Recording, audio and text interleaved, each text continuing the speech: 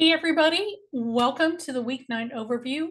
Can you believe that it is already July? I can't believe it myself.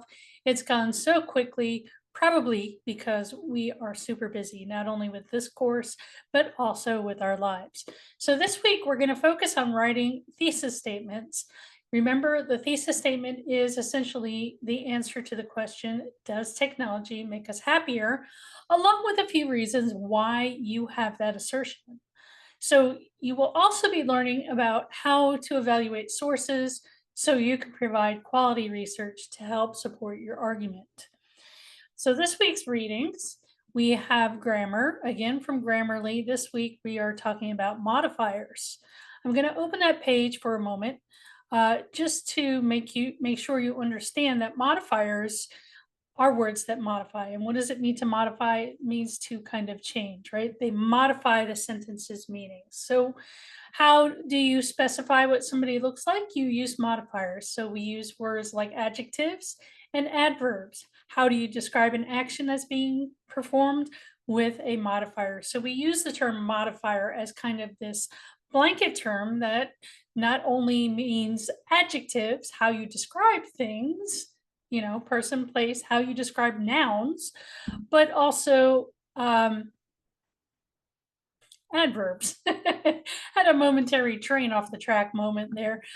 So modifiers include adjectives and adverbs, and they describe or they make the meaning of the sentence clearer or more specific by using adjectives and adverbs. So make sure that you read that. That will be this week's quiz. I also have a page for all about thesis statements. This may be one that you have seen earlier as you were writing your narrative or the rhetorical analysis. I am posting it again, and there is a brief video that talks a bit about thesis statements. It covers all of the stuff that is underneath in text. So some things that you should keep in mind with thesis statements. The thesis statement tends to be 1 to 2 sentences long, and it's where you stake a claim, right? So for our argumentative essay, the research paper that you're doing now, your thesis should include a few things: a topic, your position, and several points, claims, or reasons that you're going to be making within the body of the paper. So I have examples there for you to read through. It's also a good idea to forego announcements. You don't want to say, this paper argues so and so, or in this paper, I am going to blah, blah, blah. When you try to announce things instead of writing a thesis statement, it tends to make your writing look a bit weaker. A thesis will also provide a map for the reader, how you are going to proceed through the paper. So it helps with cohesiveness and a logical progression between different but related ideas. And at the bottom of the page, there are some, what I call a formula for success. There are some templates that can help you if you're struggling to compose a good thesis statement. There is also information at the bottom, links to Purdue OWL on strong thesis statements, as well as writing a thesis and making an argument from the University of Iowa. So make sure you check out that page, read it more in depth. We also have a reading from the writer's practice. Why should I trust this? This is relating to understanding sources.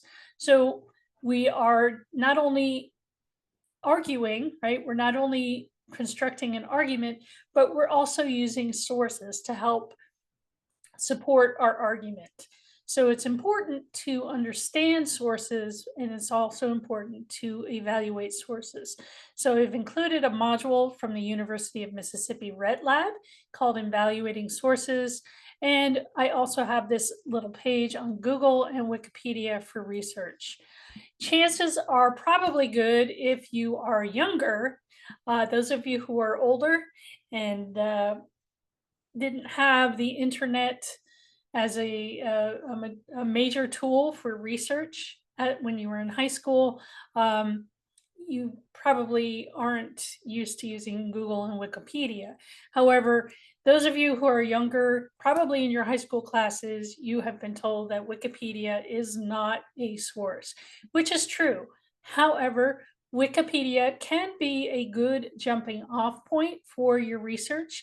If you're struggling to find a topic, you want to gather your thoughts, or just get some background reading, it can be a really good tool to use. But again, you don't use that as a source.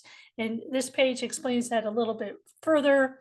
There's also a video that I highly recommend down below, and I'll talk about that in a minute. Rolling on, the required readings for this week, we have two articles that you are required to read. One is called Stop Googling, Let's Talk by Sherry Turkle. Sherry Turkle is a prominent researcher in the field of technology. And so she has some really interesting perspectives. There's also the flip side of the argument, 4 ways technology can make you happier. This is a reading from Chicky Davis, who is at the University of California, Berkeley, also a researcher in technology and sociology. So there is also this handout, resources for Does Technology Make Us Happier? I'm going to open that for a minute. This is a list of resources that are related to the 4 main articles that you read last week and this week. Either the author has referred to them in the research, or I feel that they are related. So these are vetted, right? I've looked them over and they're acceptable. So this is a good list of resources that you could use. And you see it's pretty long. It's also already in the MLA format for Works Cited. So if you choose anything from this list, you can copy and paste it into your Works Cited list, and you won't have to worry about formatting it correctly. You will see here some of these look familiar. So I have, for example, Maria Konikova's How Facebook Makes Us Unhappy. That was a reading that you had last week. Each of the 4 main articles have been included in this list. So again, you don't have to worry about how to format that for your Works Cited list. I have it done already for you. So that is a handy dandy resource for technology making us happier. And I don't know why it does that. Then lastly, there is a Canvas page. Does your source pass the CRAP test? I'm going to open that up here for a moment. And there is a list of general questions to help you evaluate your resource. And this will make sense as we look at the assignments for the week. But CRAP test is a handy acronym that stands for currency, relevance, authority, accuracy, and purpose. Those 5 criteria, and they each have a list of questions underneath to help you understand why these things are important when you are evaluating a source.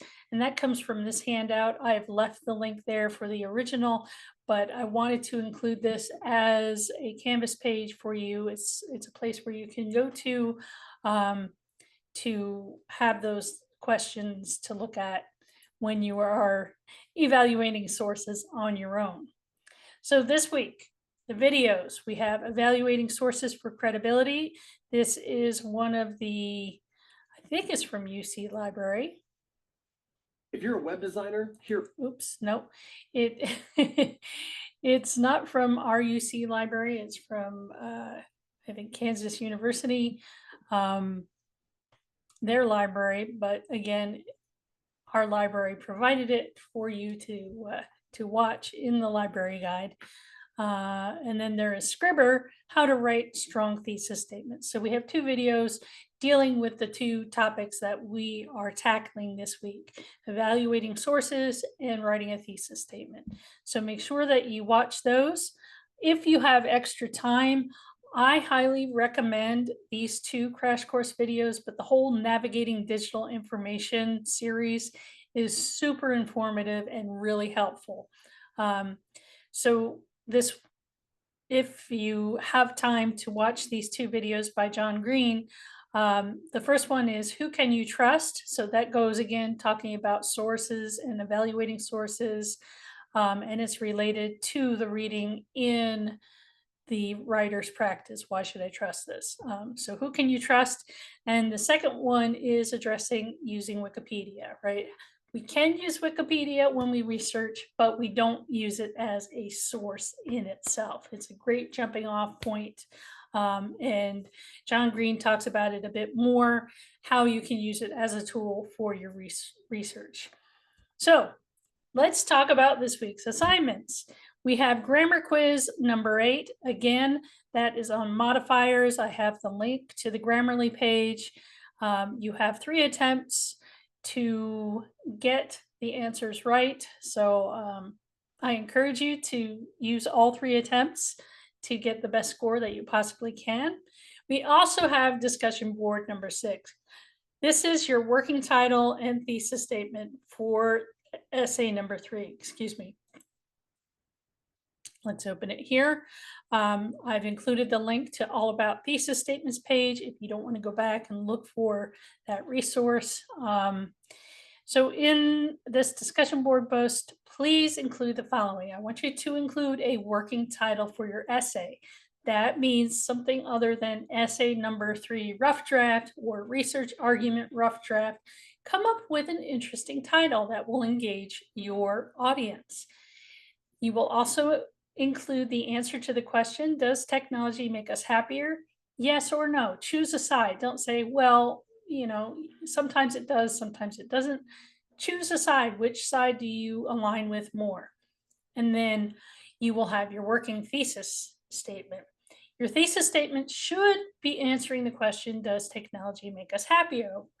Moreover, it should include a few points or reasons why you have chosen that position. Again, it doesn't have to be perfect, but it's a working thesis statement. It may be something that you will revise as you start to write and research more. So it's not something that you have to stick with to the very end. You might decide after you have been doing some research and reading that you have changed your mind, and that's perfectly fine. But I want you to try to get a working thesis statement so that you have some idea of where you're going to head with your research. After you post, please respond to 2 of your classmates' posts. That will be due on Wednesday at the end of the day. Your initial response is due on Sunday.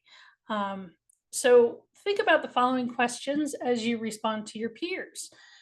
Think about the title. Did they include a working title? Did it catch your attention? Why or why not? Maybe you have a suggestion. Has the writer taken a clear stance on the issue? That is, does the thesis answer the question?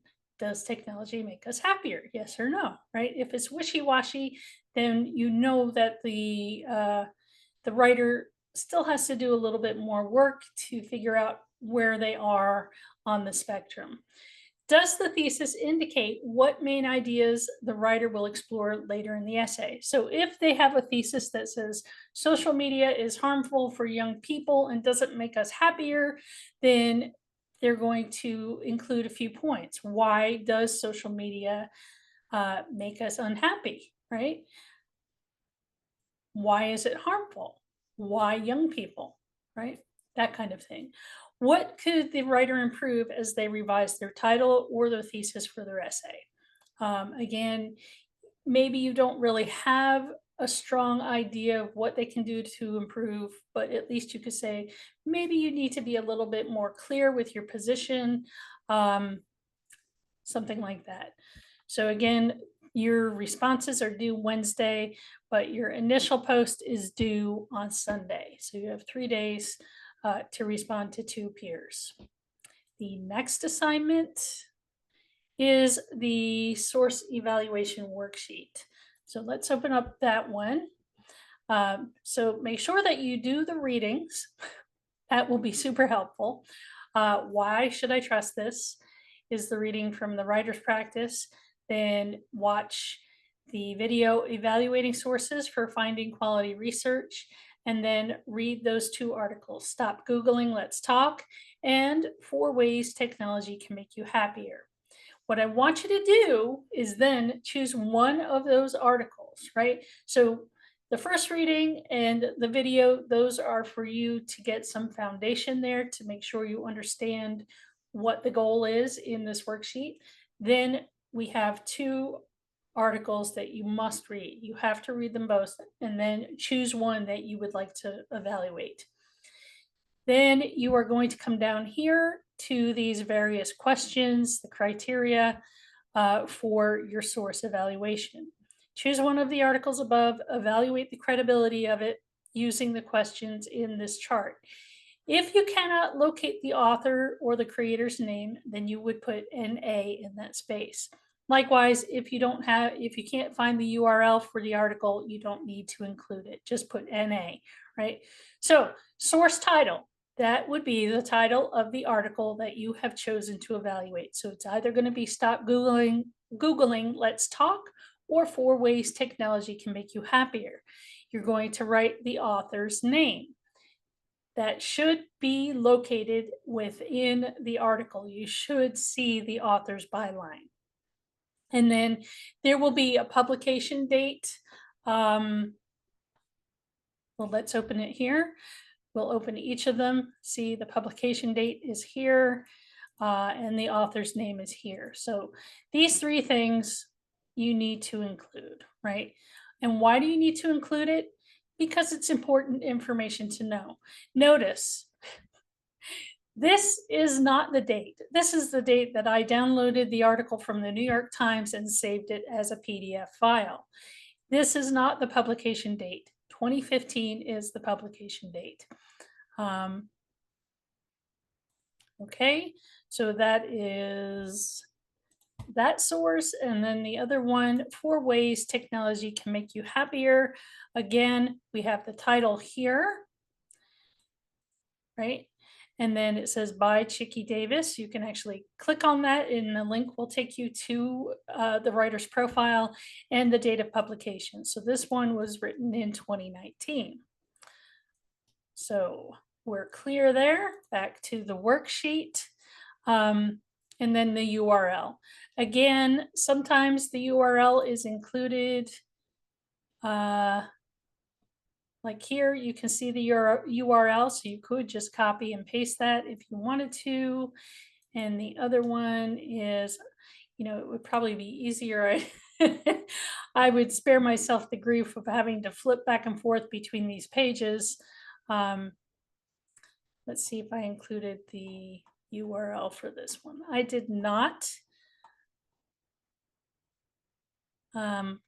So you wouldn't include the URL for the Chicky Davis article.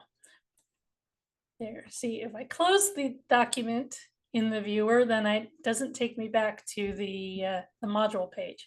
So those are the important things: source title, the author, and the publication date. If you have the URL, fantastic. If not, no big deal. Then there are 5 things that I want you to look at. Authority.